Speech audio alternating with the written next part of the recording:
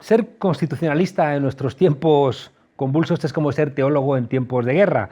Los que saben no son necesariamente los que sobreviven. Las constituciones nacieron para consensuar la paz, pero hoy se agitan como armas de combate. Nuestro invitado ha ayudado en muchos países a construir esos contratos sociales que han mejorado la vida a millones de personas. Y ahora, desde la vicepresidencia y desde la Consejería de Vivienda y Arquitectura Bioclimática de la Generalitat de Valencia, hace cosas similares. Pretende ahora mismo que algunos de esos artículos de la Constitución que no se cumplen pues pasen a tener una realidad material. Por ejemplo, el derecho a una vivienda digna. Rubén Martínez Dalmau. Rubén, ¿cómo estás? Un placer tenerte aquí en la frontera. Un gusto enorme. Muchas gracias, Juan Carlos. Oye, Rubén, en España casi siempre los cambios vienen primero desde la periferia, los recibe el centro y desde ahí después otra vez se convierten en políticas estatales. Y vosotros, ¿no?, desde Valencia, en esta nueva etapa que nace del 15M, también habéis repetido algo de eso. Pues si supervisas la historia española, efectivamente, al final es desde la periferia donde salen muchos cambios que luego tienen mucha trascendencia en el centro, ¿no? Y efectivamente en la Comunidad Valenciana estamos haciendo eso. Es decir, frente a gobiernos de derecha en el centro, que son gobiernos contrapopulares y que miran por las oligarquías y no por las personas, estamos haciendo gobiernos como el gobierno valenciano, que ahora mismo se sitúa a la vanguardia de las políticas sociales y particularmente a la vanguardia de las políticas de vivienda. Inicialmente también os adelantasteis en plantear la necesidad de un frente amplio, ¿no?, de progresista para poder poner en marcha cambios cuando todavía en el conjunto del Estado estábamos, ¿no?, en fases más de confrontación. Muy importante lo que dices, porque además todos sabemos que la época de las mayorías absolutas terminaron. El bipartidismo terminó. Y eso en la Comunidad Valenciana se vio claramente. La única forma de hacer frente al Partido Popular, que gobernó durante décadas, además con un gobierno de corrupción, un gobierno contra las políticas para la gente, era uniendo fuerzas. Y el gobierno del Botànic, el gobierno valenciano, fue el primer gobierno de coalición y además fue preludio del gobierno de coalición que habría más tarde en el marco español. Por tanto, también de esa forma se ve cómo desde la periferia llegan nuevos aires, ¿no? La coalición significa siempre tener que dialogar, tener que escuchar a los otros, y eso es más democrático. Yo siempre he pensado que un gobierno de coalición es mucho más democrático que un gobierno de mayoría absoluta. Bueno, pero siempre estará ahí la correlación de fuerzas. Yo no estoy en contra de los gobiernos de coalición, pero me gustaría tener más fuerza en la parte, digamos, más transformadora y un poquito menos en la parte más tradicional. Bueno, eso hay que trabajarlo, ¿no? Y hay que trabajarlo aplicando políticas transformadoras cuando estás en el marco de ese gobierno. Y eso es lo que hace Unidas Podemos justamente en el gobierno de la Comunidad Valenciana, aplicar políticas transformadoras y, por tanto, plantear que hay alternativas reales para la gente. Rubén, ¿cómo podemos explicarnos esa podredumbre del crematorio, ¿no?, que decía Chirves, en el que se convirtió la política valenciana, ¿no?, con esas figuras tan terribles, ¿no?, y la Rita Barberá, el Zaplana, Camps, es decir, ese crematorio de democracias? La verdad es que es algo sociológicamente difícil de explicar, ¿no?, porque hubo una conjunción de elementos que tuvo que ver con una época de bonanza, con una serie de políticos que tenían una visión de unas formas muy populistas y que hacían que hubiera un tipo de liderazgos que eran liderazgos impropios de democracias profundas, ¿no? El zaplanismo, yo creo que el zaplanismo basado en mafias corruptas, basado en redes clientelares, ¿no?, y de delincuencia, ¿no? Pues ese zaplanismo que puede regresar, pues una amenaza que está ahí, es lo que nosotros conseguimos eliminar justamente con el gobierno del Botànic. Vamos a bajar a esos artículos, como antes planteábamos, que parece que no se cumplen, ¿no?, en España. Por ejemplo, el artículo 47, el derecho a una vivienda digna. Valencia experimentó una subida brutal de los precios de la vivienda. Una barbaridad. La Comunidad Valenciana aumentó, date cuenta que entre 2013 y 2020 un 68%, ¿no?, cuando la media española está algo por encima del 50%. En el caso de Madrid, enorme, ¿no? En el caso de Madrid un 57%, en el caso de Barcelona también muy parecido. Entonces, alguien que en la ciudad de Valencia pagaba alrededor de 400 euros al mes en el 2013, ahora está pagando casi 800. O sea, es realmente un aumento que es imposible de soportar, y eso se debe justamente a que las políticas de vivienda que planteó el Partido Popular eran políticas pensadas para hacer negocio. Nosotros siempre decimos que el PP lo que hizo fue una política de vivienda para hacer sus negocios, para llenarse sus bolsillos. Nunca pensó en una política de vivienda para la gente. El primer gobierno del Botanic planteó la bonificación fiscal del 5% en el tramo autonómico del IRPF. ¿Funcionó? No funcionó. Efectivamente es una bonificación fiscal del 5% pensado para el caso en que los arrendadores arrienden las casas en un porcentaje, una cantidad que está dentro de un visor, ¿no?, calculado por la propia Generalitat, y esto no funcionó. Es una de las medidas que ahora mismo se quieren implementar en la ley de vivienda, y nosotros hemos demostrado que no ha sido una medida suficiente. Date cuenta que en la Comunidad Valenciana hay alrededor de 370.000 viviendas en alquiler.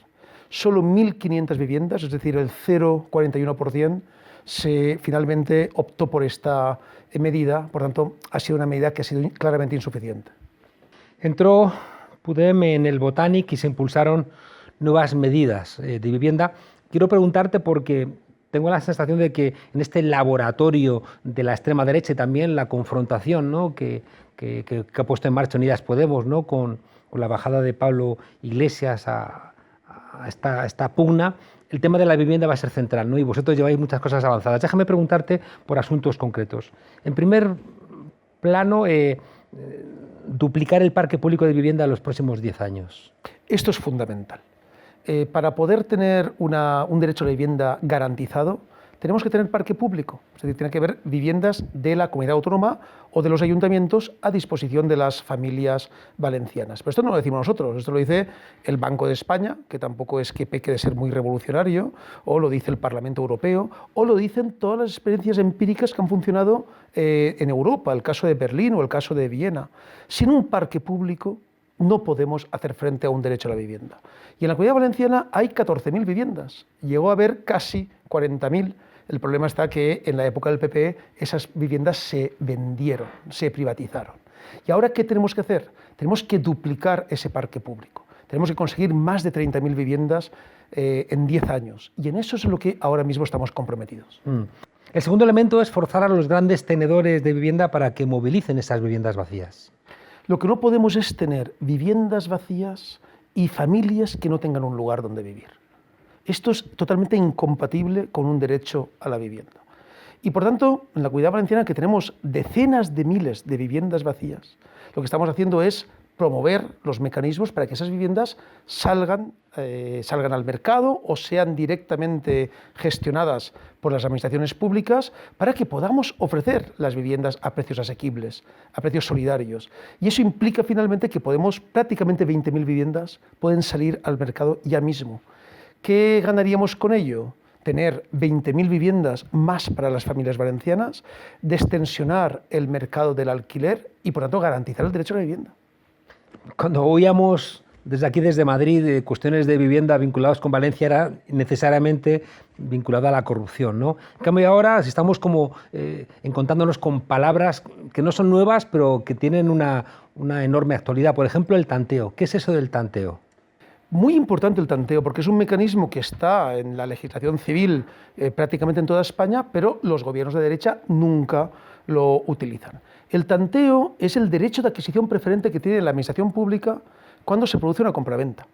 Nosotros lo que hemos hecho ha sido regular ese tanteo, ampliarlo no solo a viviendas protegidas, sino a casos particulares, por ejemplo, cuando se venda un edificio con que tenga más de 5 viviendas, ¿no? Y se venda completo el edificio, o por ejemplo cuando vendamos 10 viviendas conjuntas. En ese caso, el tanteo lo que hace es darle a la Generalitat la capacidad para poder intervenir en la compraventa, pagarle al vendedor, pagarle al vendedor el dinero que había pedido para poder quedarse con las casas, y por tanto es la administración pública la que se queda con esas casas. ¿Por qué hay un beneficio para el sector público? Bueno, muy importante. En primer lugar, nosotros decidimos con qué casas nos quedamos y con cuáles no.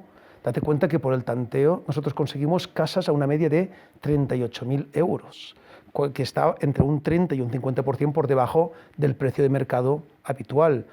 hemos conseguido casas, Juan Carlos, a 1 € en lugares como Algorfa, casas a 29 euros en lugares como Alicante o casas a 1.000 € en Algemesí. Por tanto, lo que hemos hecho ha sido ver que el tanteo funciona. Date cuenta ahora, por ejemplo, justamente estos días estábamos viendo el caso de un piso que quiere dedicarse a ser apartamentos turísticos por parte de un fondo de inversión, ¿no?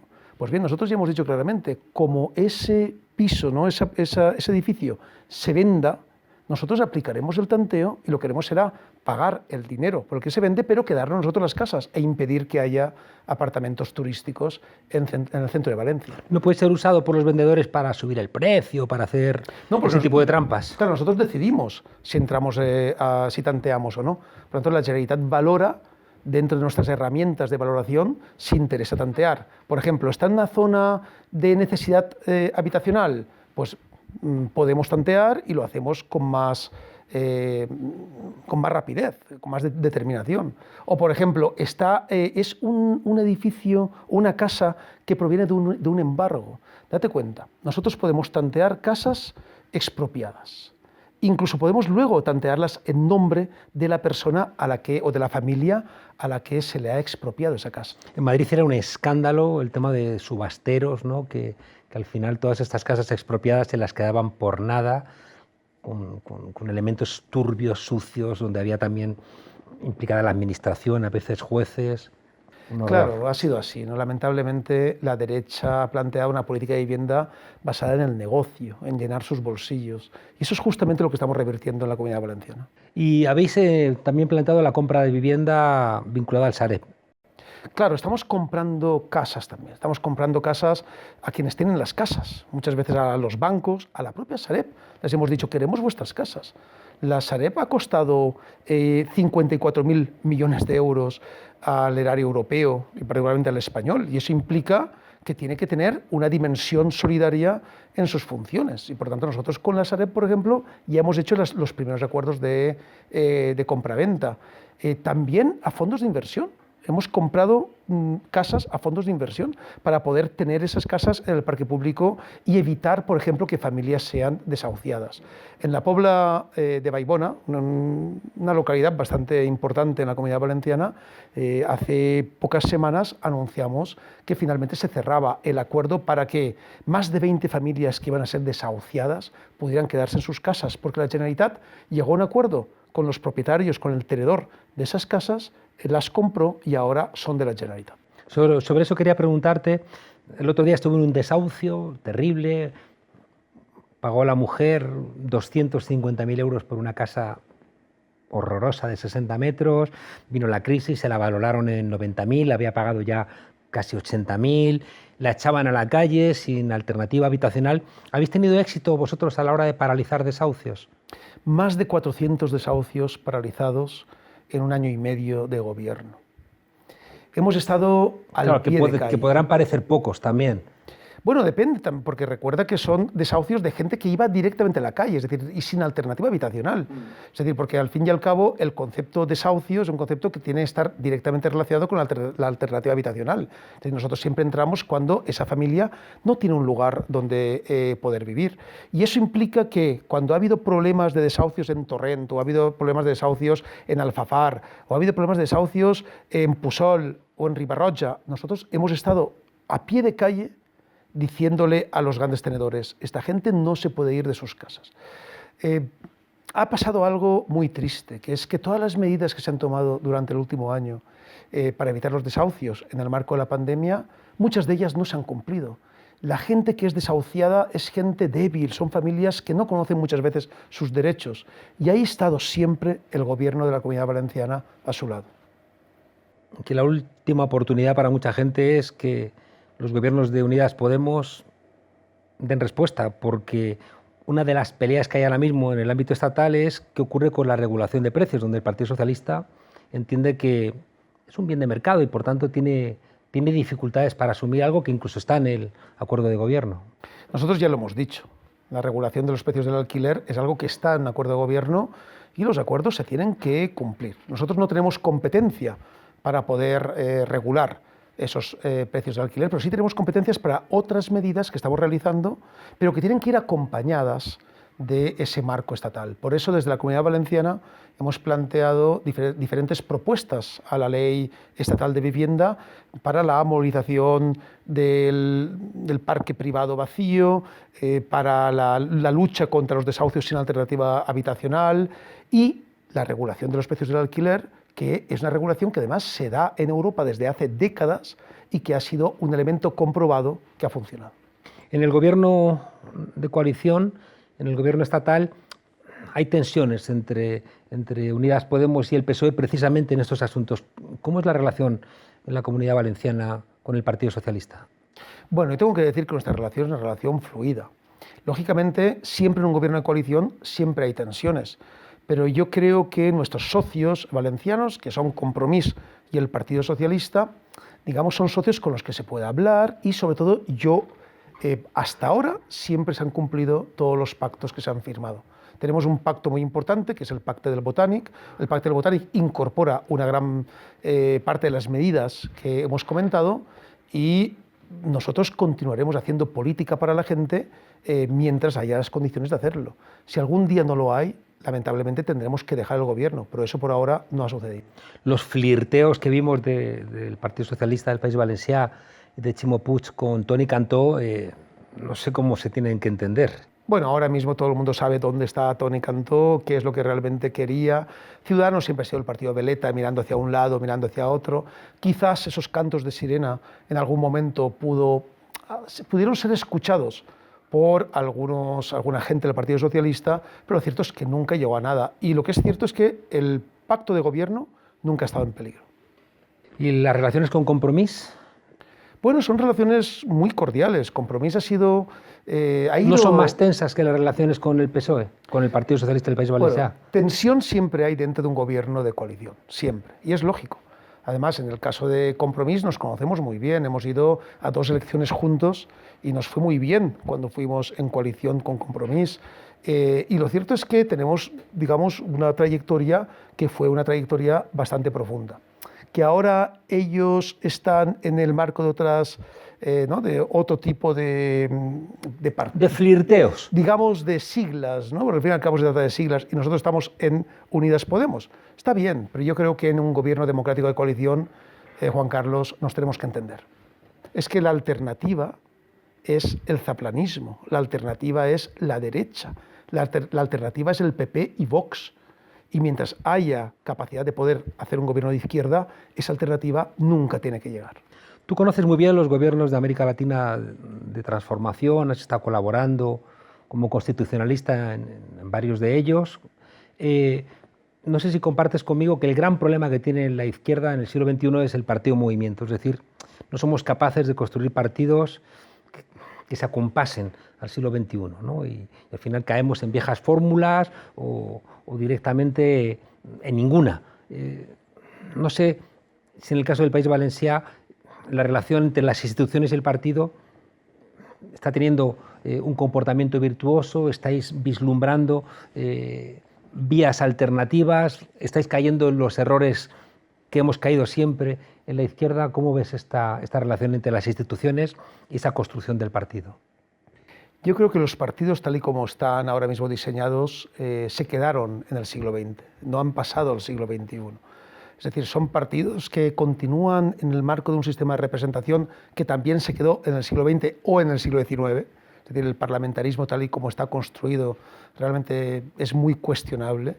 Y ahora mismo tendrían que estar dando un paso hacia adelante en lo que implica hacer política en el siglo XXI. Hacer política en el siglo XXI implica estar a pie de calle, implica crear mecanismos más fluidos, más líquidos para poder tener la relación con las demandas sociales, implican romper jerarquías clásicas para incorporar formas más frescas de hacer política, y eso yo creo que los partidos ahora mismo les está costando mucho. Y eso es una crítica que creo que comparto contigo o compartes conmigo, porque lo cierto es que lo hemos hablado alguna vez.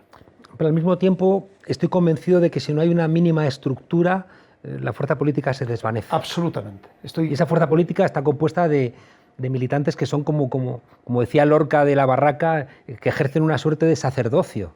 Es como dices, es como dices. Tiene que haber organización, o sea, un partido sin organización no es partido, puede ser cualquier otra cosa, pero desde luego no es partido. Y lo principal, lo fundamental es la organización.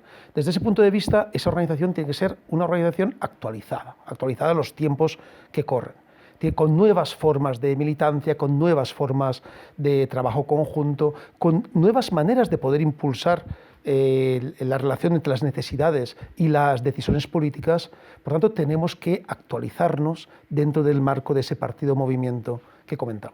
Todas las nuevas formas de organización que yo conozco, que he estudiado, sean empresariales, sean fórmulas como Wikipedia, la solución pasa por el diálogo. Lo que no sé es si cuando estamos en tareas institucionales tenemos el tiempo para ese diálogo. Es muy importante lo que comentas porque justamente yo creo que la política de gobierno es muy difícilmente compatible con la política de partido, tal y como están las cosas ahora mismo. Si hubiera otro tipo de elementos dialógicos que pudieran recorrerse entre el partido y el gobierno, y cuando hablo del gobierno hablo en general, ¿no? También el partido, un grupo parlamentario, o el partido y otro tipo de esferas de poder, seguramente tendríamos mayor capacidad para poder ser más eficientes. Y eso pasa por diseñar nuevas formas de organización, por entender que no todo el mundo quiere estar en el mismo lugar o en el mismo nivel de implicación, y actualizarnos a tener partidos del siglo XXI. Seguramente hay que rotar, hay que salir, ¿no?, de ese anquilosamiento que hemos visto tradicional en los partidos políticos y en los cargos institucionales. ¿Dónde está Dalmau sintiéndose más útil en este momento? Bueno, a mí donde me puso la gente, ¿no? Me pusieron los militantes de Podemos, la coalición de Unidas Podemos y los más de 300.000 votos que sacamos en la Comunidad Valenciana, en esa vicepresidencia segunda y Consejería de Vivienda y Arquitectura Bioclimática, que hace que podamos parar desahucios, encontrar alternativas habitacionales para la gente, ampliar el parque público, otorgar ayudas del alquiler. Es decir, que podamos hacer que ese artículo 47 de la Constitución, que habla del derecho a la vivienda y que ha sido durante mucho tiempo un artículo olvidado, atrasado, vilipendiado, esté ahora mismo en el pórtico de los derechos sociales en España.